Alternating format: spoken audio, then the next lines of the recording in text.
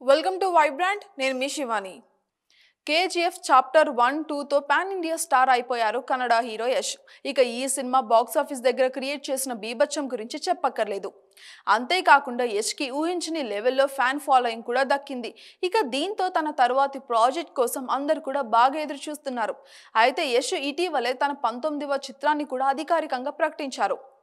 Toxic పేరుతో రాబోతున్న ఈ సినిమాను మలయాళ నటి డైరెక్టర్ గీతూ మోహన్ దాస్ తెరకెక్కిస్తున్నారు. తాజాగా ఈ సినిమా పూజ కార్యక్రమాలతో మొదలైంది. తాజా అప్డేట్ ప్రకారం టాక్సిక్ చిత్రీకరణ అధికారికంగా మొదలైనట్లే. పూజ కార్యక్రమాలతో ఈ సినిమా షూటింగ్ అయితే షురు అయింది అంటూ యష్ తన సోషల్ మీడియాలో పోస్ట్ కూడా పెట్టారు. ఇక ఈ కార్యక్రమం ఫోటోలను కూడా పంచుకున్నారు మనతో. ఇక దీంతో ఫ్యాన్స్ ఆల్ ది బెస్ట్ చెప్తూ కామెంట్లు కూడా పెడుతున్నారు. ఇక ప్రస్తుతం అయితే సోషల్ మీడియాలో టాక్సిక్ ట్రెండింగ్ లో ఉంది.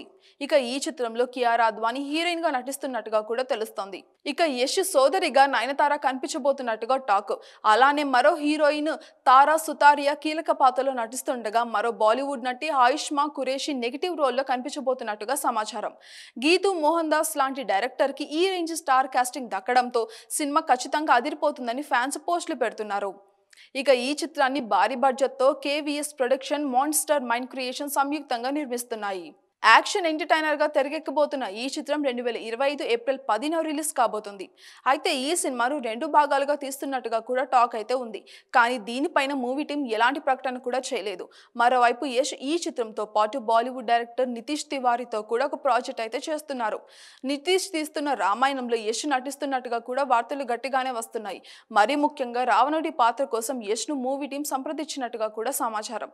ఇక ఇందుకోసం యష్ కూడా భారీ రెమ్యూనరేషన్ కూడా అడిగినట్టుగా టాక్.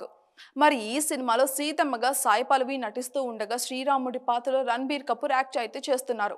ఇక త్వరలోనే ఈ సినిమాలో యష్ పాత్ర పైన కూడా క్లారిటీ వచ్చే అవకాశం అయితే ఉంది. ఇక ప్రస్తుతానికైతే యష్ కోసం టాలీవుడ్ టు బాలీవుడ్ దర్శకులు చాలా మంది ఎదురు చూస్తున్నారనే చెప్పాలి. For more updates subscribe to Vibrant.